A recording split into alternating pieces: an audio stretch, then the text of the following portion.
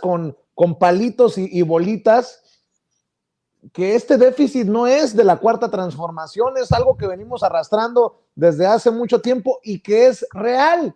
Lo que me lleva a pedirle también reflexión a Daniel Marmolejo. ¿Será que desde los privilegios, estos doctores que se quejan de la contratación de 500 médicos cubanos están más de acuerdo con que se deje morir a los que necesitan un doctor especializado en esas zonas difíciles de nuestro país, a que vayan los doctores cubanos? Prefieren que se mueran los pobres, los marginados, los olvidados, a que entren los doctores cubanos. Vean y escuchen lo que dijo Hugo López-Gatell en la mañanera.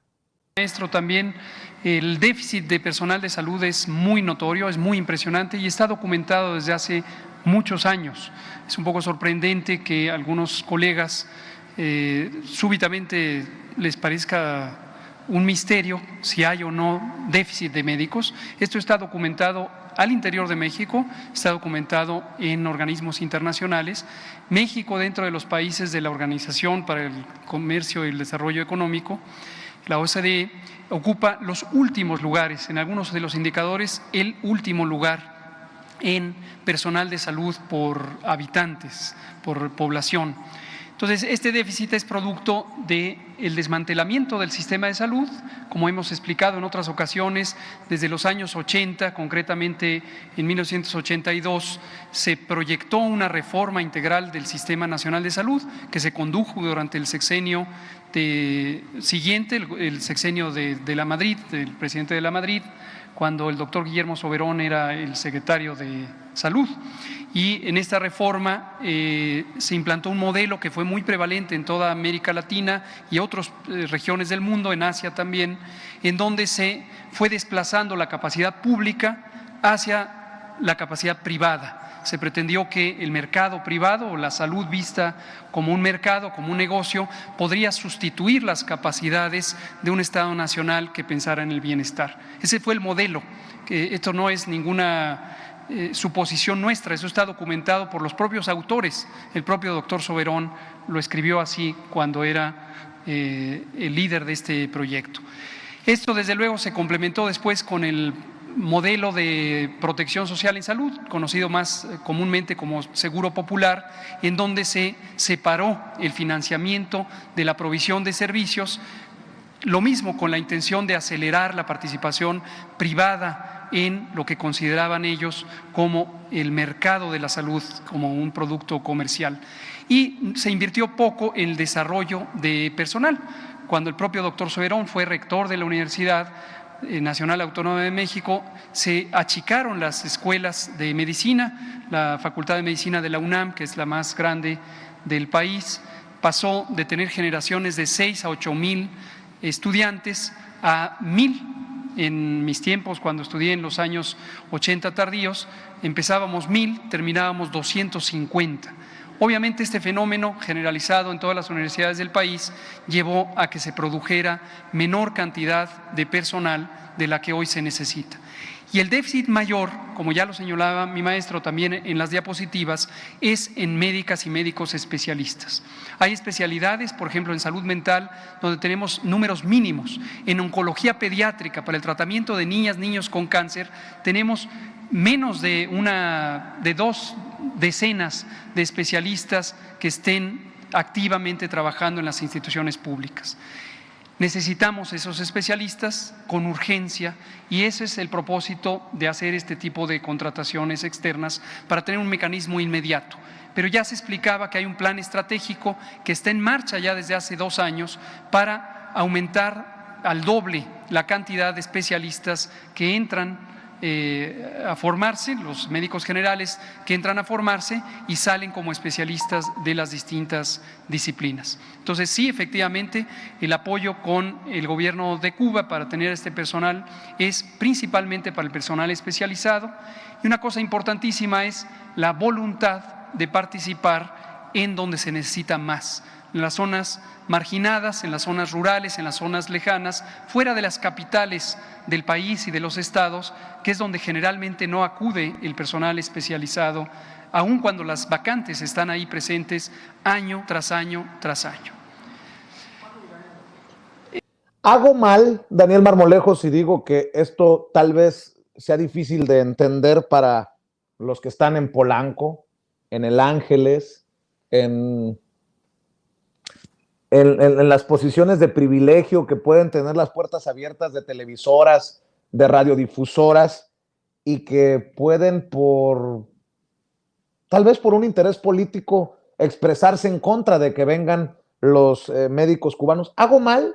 No quiero sonar tampoco clasista, pero de eso estamos hablando, del pobre que no tiene acceso a los especialistas y que a través de esta contratación pudieran tener una esperanza, o negarles la esperanza porque hay médicos mexicanos que no sé si están dispuestos a irse a Tlapa Guerrero, que se quejan porque dicen que no los voltean a ver a ellos. Ayúdame con tu reflexión, Daniel. Vicente, como bien sabemos, y ahora que hace esta reflexión Hugo López-Gatell, el rezago es muy grande en la cuestión, en la salud de nuestro país. Y realmente las personas con más dinero siempre van a tener más acceso, porque México es un país muy desigual y en el año 2006 fue, de acuerdo con el Banco Mundial, el país más desigual de la Tierra. En consecuencia, la gente de Polanco, la gente de Interlomas, la gente de los mayores recursos, como los que viven en la Colonia del Valle, en Monterrey, Nuevo León, o los de Zapopan, ¿no? Tendrán siempre la posibilidad de acceder con mayor facilidad. Y dentro de ello, la salud ha venido sufriendo una privatización tremenda. Lo que menciona Hugo López-Gatell también nos obliga a pensar en este rediseño que necesita México de cara al futuro, primero para que haya los suficientes médicos y desde luego los especialistas. Él habla de haber achicado la carrera en los tiempos de Soberón, que es el padre de todos los neoliberales vinculados en el sector de la salud desde aquellos años, años 80, y cómo ha venido sufriendo una privatización sistemática hasta terminar con un fenómeno que fue este tema de cómo se privatizó el modelo de la salud y en donde en Funsalud han participado empresas como Coca-Cola, los grandes corporativos con un interés muy marcado en establecer una agenda pública en materia de salud acorde a sus propios intereses y las farmacéuticas. Es Soberón, Juan Ramón de la Fuente, que es el embajador de México en Nueva York, en la ONU, todos ellos, el doctor Narro, quienes tuvieron muchos intereses en el sector de la salud, vinculados con Funsalud, y con esto que no ha sido nada benéfico para la población. Y si queremos analizar desde dónde viene la problemática, Vicente, pues viene, por ejemplo, si consideramos a la UNAM como la escuela más prestigiosa en materia de salud, entre el año 2020 y 2021 presentaron examen para formarse como médicos en la UNAM casi 31,000 personas, 30,968, y solamente tuvieron acceso 2,823. Y se va decantando hasta el nivel de egresados, y se va reduciendo al nivel de especialistas, y se va reduciendo al nivel de subespecialistas. Y para profundizar realmente en esto que tú señalas, y que tiene que ver con las personas que pueden acceder a los servicios de salud, pues habrá que considerar, Vicente, que de acuerdo con la propia UNAM, el mayor porcentaje, casi la mitad de los médicos con especialidades viven en Monterrey, en Jalisco, principalmente la zona urbana, en el Estado de México, la zona urbana también, del Valle de México, Ciudad de México, ¿sí?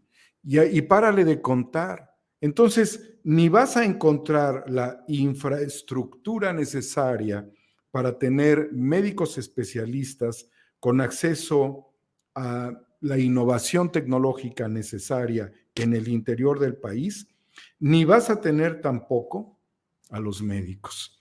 Entonces, este rezago tan tremendo, que de acuerdo con lo que señala el doctor Ángel Valderas, nos lleva a una verdadera reflexión de la penosa realidad, tiene otro factor que yo logré combatir en una de las mañaneras, que es la subrogación de los servicios de salud. Y no te puedo mentir la cantidad, pero debieron haber sido montos millonarios de 600 millones de pesos subrogados en el Instituto Nacional de Neurología y Neurocirugía. No había jabón, Vicente. Todo esto que concesionaron los neoliberales y vinculados todos a la escuela de Guillermo Soberón, del doctor Kumate y de todos estos que además fueron eméritos y los grandes genios de la medicina, se encargaron de privatizar a través de Funsalud, a través de toda la estructura, fueron asimilados por las corporaciones y con ellas terminaron en las subrogaciones. Fue muy importante este señalamiento porque fue destituido el director de dicho instituto de alta especialidad por las declaraciones que yo hice en la mañanera, que además fueron confirmadas por el doctor Hugo López-Gatell, desde luego por el doctor secretario de Salud, por la directora, por la secretaria de la Función Pública, quien era en ese momento Irmeréndira Sandoval, y decidieron quitar a este director porque también forman parte los directores de toda una estructura enquistada en el sector de la salud, que han podido ocultar medicamentos, que han llevado a una crisis con interés político al sector, que tienen jugosas operaciones con las farmacéuticas. ¿Y qué te puedo decir, querido Vicente, doctor Ángel? Me llena de estupor, por ejemplo, que una persona que yo conozco, omito su nombre, fue a buscar una cirugía por la vía privada, no quiero dar muchos detalles, ¿sí? Pero por la vía privada, y el médico la lleva a un hospital público, donde este médico termina torturando a esta persona. Al día siguiente de una operación de 20 horas, no le dan ni acceso a los expedientes. Han hecho una porquería con el sector salud. Por eso lo que está enfrentando el presidente de la República tiene que ver también con una fundamentación ideológica. Y aquí yo hago un énfasis muy importante. Qué bueno que médicos que no vienen del neoliberalismo estén decididos a participar en una misión por la salud en México que puede llevar mucho tiempo incluso, porque restablecer las condiciones no es de un día para otro, requiere mucho tiempo. Pero esta gente tiene convicciones por la salud, tienen el juramento hipocrático muy vigente, Vicente, y han trabajado en circunstancias mínimas de capacidad operativa, porque sabemos que a Cuba con el bloqueo no les llegan ni jeringas, ¿sí? Están en una situación muy dramática los médicos y han hecho hasta lo imposible. Qué bueno que estos médicos puedan darle una lección a los médicos neoliberales, a los cuales incluso la educación pública les cambia la jugada cuando llegan a Putla, cuando llegan a la Sierra de Guerrero, cuando llegan a las comunidades marginadas de la sierra en Chihuahua, en la Lacandona, ¿sí? En la selva, cuando están en las circunstancias ajenas totalmente a estas colonias privilegiadas que tú mencionas. El sector de la salud nos muestra la peor de las desigualdades que ha habido en México. Y si me permiten, estaba pensando si ponerlo sobre la mesa o no, pero creo que